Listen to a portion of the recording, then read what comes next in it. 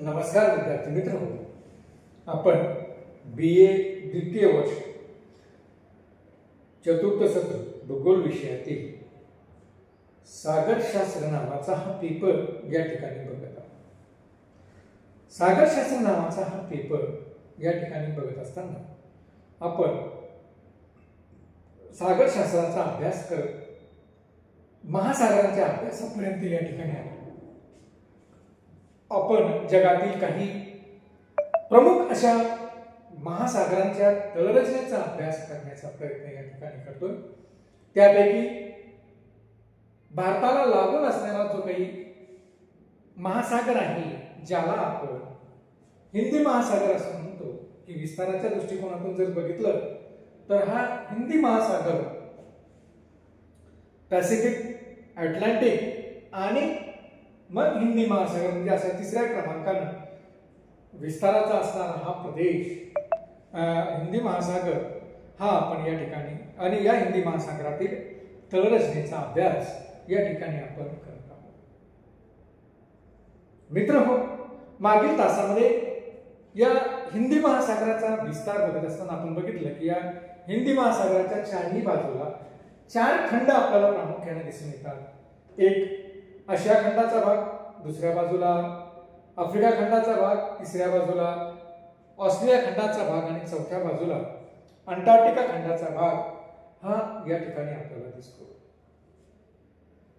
या दरम्यान असणारा हा हिंदी महासागर, मग या हिंदी महासागरातील असणारी तळरचना कशा स्वरूपाची आहे हे पाहत असताना आपण हिंदी महासागरातील भूखंड मंचचा असणारा भाग या ठिकाणी बघितला।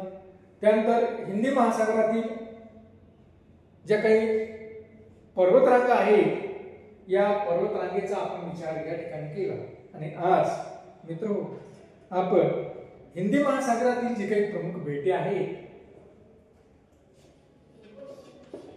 या बेटांचा अभ्यास, हिंदी महासागरातील असणारे हे बेटे या ठिकाणी बघण्याचा प्रयत्न आपण या ठिकाणी करणार आहोत।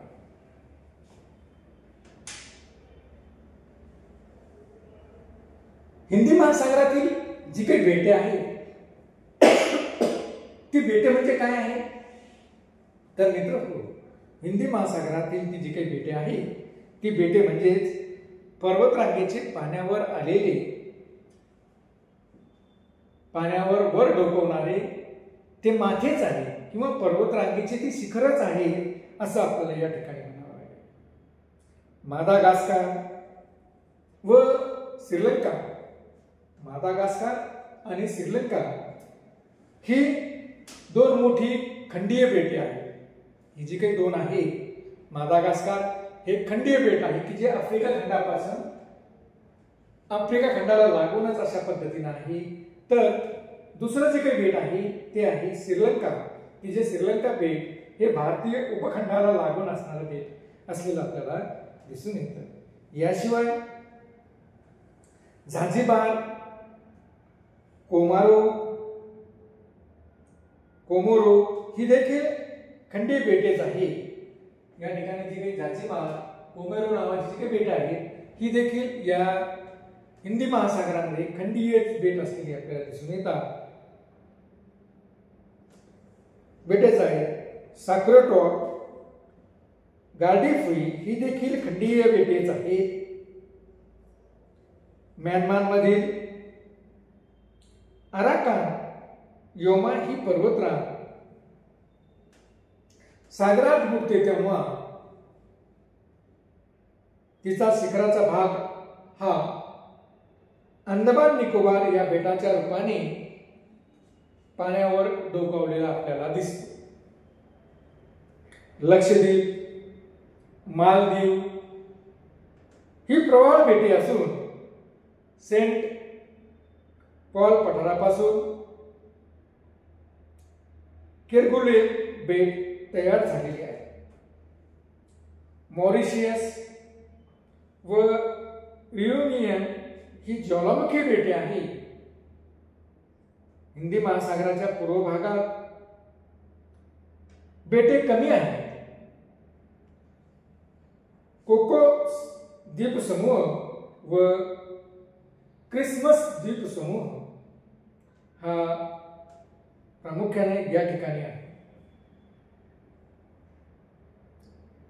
उपखंडीय बेटे, महासागरीय बेटे, ज्वालामुखीय बेटे, प्रवाळ बेटे अशा विविध प्रकारची बेटे ही या हिंदी महासागरामध्ये असलेली आपल्याला दिसून येतात. तर मित्रांनो, या ठिकाणी आपण जर बघितलं तर या हिंदी महासागरामध्ये वेगवेगळ्या प्रकारची बेटे ही प्रामुख्याने आपल्याला दिसतात, की ज्यांच्या निर्मितीनुसार आपण त्यांना वेगवेगळ्या प्रकारची बेट असं या ठिकाणी म्हटलेलं आहे.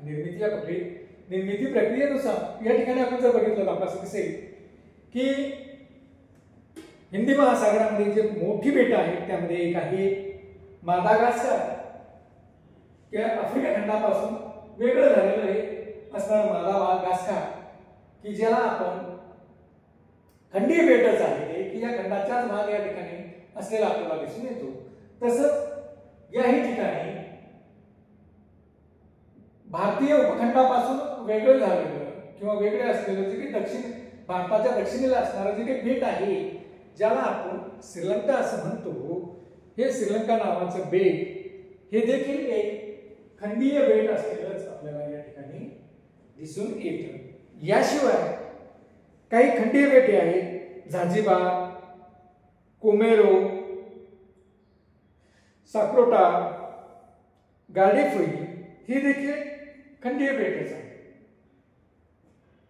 त्याचबरोबर काही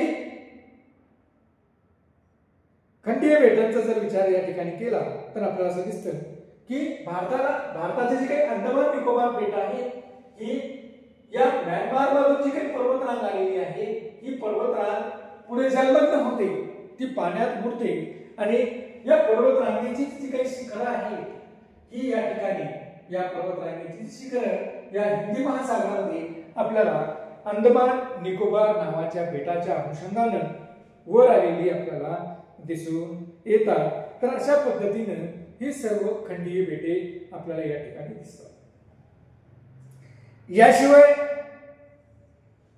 लक्षद्वीप व मालदीव नावाचे जे काही लक्षद्वीप आणि मालदीव ही जी काही बेटं आहे ही प्रवाळ खडकापासून या ठिकाणी तयार झालेली आहे. की प्रवाळ नावाचा जो काही कीटक आहे या कीटकाच्या एकंदर संचयनातून ही प्रवाळ बेटे या हिंदी महासागरामध्ये निर्माण झालेली आहेत. ते पहिले असलेले खंडीय बेटे आता ही या ठिकाणी निर्माण झालेली प्रवाळ बेटं की जी लक्षद्वीप किंवा मालदीव अशा पद्धतीने ही दोन बेटे या ठिकाणी आपल्याला प्रामुख्याने असलेली दिसून येतात.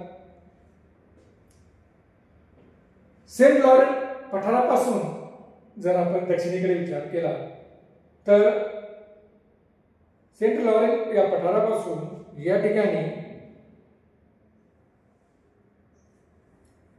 क्युरेग्युलर नावाचे एक बेट या ठिकाणी निर्माण झालेलं आहे. सेंट लॉरेन्स पठार म्हणजे या ठिकाणी असणारे सेंट लॉरेन्स पठार आणि या ठिकाणी क्युरेग्युलर नावाचं हे बेट या ठिकाणी निर्माण झालेलं आपल्याला दिसून येतं. मॉरिशियस व रियुनियम, मॉरिशियस आणि रियुनियम ही प्रामुख्याने या ठिकाणी आपण जर बघितलं की मॉरिशियस आणि रियुनियम ही जी काही दोन बेटं आहेत ही दोन बेटं ही ज्वालामुखीच्या उद्रेकातून निर्माण झालेली आपल्याला दिसून येतात. की ज्वालामुखीचा उद्रेक झाला आणि ज्वालामुखीचा उद्रेक झाल्यानंतर त्या ठिकाणी तो ज्वालामुखी शांत झाला आणि ज्वालामुखीचा हा जो शिखराचा भाग आहे तो बेटाच्या स्वरूपामध्ये या ठिकाणी या हिंदी महासागरामध्ये अस्तित्वात आला. म्हणून या ठिकाणी आपण ही मॉरिशियस किंवा रिगुयन ही दोन बेटं ज्वालामुखी बेटं म्हणून या ठिकाणी ओळखली गेलेली आपल्याला दिसून येतात. तसंच हिंदी महासागराच्या पूर्व भागाचा जर आपण विचार केला, हिंदी महासागराच्या या पूर्व भागाचा जर विचार केला तर या भागामध्ये बेटांची संख्याच मुळामध्ये कमी आहे. या ठिकाणी बेटांची संख्याच मुळामध्ये असणारी आपल्याला कमी असलेली दिसून येते. तरी देखील या भागामध्ये कोकोस द्वीप समूह, ख्रिसमस बेटे, अशा पद्धतीनं ही बेट देखील या ठिकाणी आपल्याला थोड्याफार प्रमाणात आढळलेली आपल्याला दिसून येतात। अशा पद्धतीनं जवळपास 4 प्रकारची बेट या हिंदी महासागरामध्ये आपल्याला आढळून आलेली दिसतात। तर अशा पद्धतीने मित्रहो आपण या ठिकाणी या बेटांचा अभ्यास केलेला आहे। त्यानंतर जो चौथा भाग आहे तो आहे उपसागर व डोह, किंवा ज्याला आपण गर्ता असं म्हणतो। हिंदी महासागराच्या तळरचनेचा हा एक भाग आपल्याला या ठिकाणी दिसून येतो, उपसागर किंवा डोह। हिंदी महासागराचा चे उपसागर म्हणजेच मुख्य महासागराच्या खंडभूमीमध्ये घुसलेली शाखाच होय। उपसागर म्हणजे काय की हा जो काही भाग आहे हा खंडामध्ये घुसलेला हिंदी महासागराचाच भाग आहे, परंतु त्याला त्या ठिकाणी उपसागर असं म्हटलं जातं। यामध्ये ओमानचे आखात हे या ठिकाणी असणारं ओमानचं आखात, त्यानंतर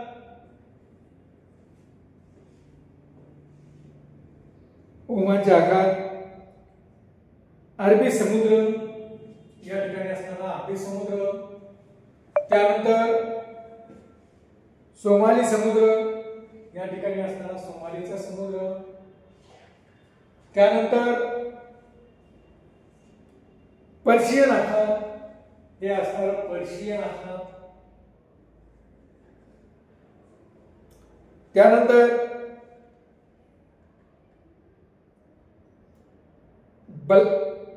बंगालचा उपसागर या भागाला हा भाग आतमध्ये घुसलेला आहे म्हणून याला बंगालचा उपसागर असं म्हटलं जातं।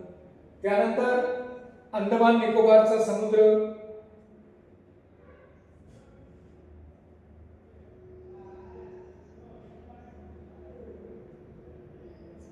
अशा पद्धतीने हा अंदमानचा समुद्र या ठिकाणी समजला जातो की या ठिकाणी जो काही समुद्राचा भाग आहे त्याला अंदमानचा समुद्र असं म्हटलं जातं। तांबडा समुद्र हा या ठिकाणी असणारा तांबडा समुद्र, रेड सी, त्यानंतर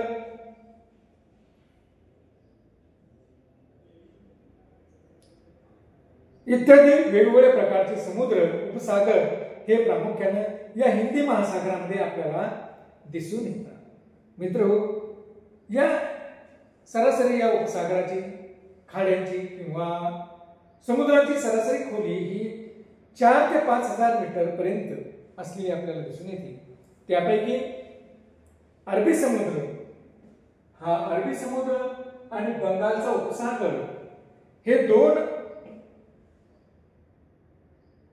मोठे सागराचे भाग आहेत। मादागास्करच्या नैऋत्येमध्ये प्रामुख्याने नैऋत्य बाजूमध्ये आपल्याला एक जो काही नाताळचा उपसागर आहे हा मात्र बाकीच्या पेक्षा सगळ्यात लहान असलेला आपल्याला दिसतो। अटलांटिक व हिंदी महासागराच्या सांध्यावर, अटलांटिक आणि हिंदी महासागराचा जो काही सांधा आहे या सांध्यावर अलोगस नावाचा एक समुद्राचा भाग या ठिकाणी असलेला आपल्याला दिसून येतो। तर अशा पद्धतीने मित्र हो, आपण जर बघितलं तर या हिंदी महासागरामध्ये जे काही वेगवेगळ्या प्रकारचे उपसागर, समुद्र, आखात हे प्रामुख्याने जर आपण बघितले तर आपल्याला असं दिसतं की यामध्ये मोठाले जे काही 2 आहेत त्यामध्ये एक अरबी समुद्र आहे आणि दुसरा बंगालचा उपसागर आहे। सगळ्यात महत्त्वाचं जर बघितलं आपण तर आपल्याला असं दिसेल की युरोपशी आपल्याला संबंध प्रस्थापित करण्यासाठी जे काही महत्त्वाचा आखात जी काही आहे पर्शियन आखात किंवा जे काही रेड सीचा भाग आहे हा तांबडा समुद्र हा अतिशय महत्वाचा या ठिकाणी आहे की जो या आशियातील असणाऱ्या राष्ट्राचा युरोपियन असणाऱ्या राष्ट्राशी संबंध जोडण्यासाठी अतिशय महत्वपूर्ण अशा प्रकारचा समुद्र या हिंदी महासागरामध्ये असलेला आपल्याला दिसून येतं की त्याच्या माध्यमातून मग सुएझ कालवा आणि सुएझ कालव्यापासून मग आपण भूमध्य सागरामध्ये जातो, भूमध्य समुद्रामध्ये जातो आणि तिथून पुढे मग आपण अटलांटिक महासागरामध्ये प्रवेश करून युरोपियन राष्ट्रांबरोबर व्यापार करण्याचा प्रयत्न या ठिकाणी करतो. म्हणजे अशा पद्धतीनं हा महत्वाचा भाग या उपसागराच्या, समुद्राच्या आणि आखाताच्या माध्यमातून या ठिकाणी असलेला आपल्याला दिसून येतो. धन्यवाद.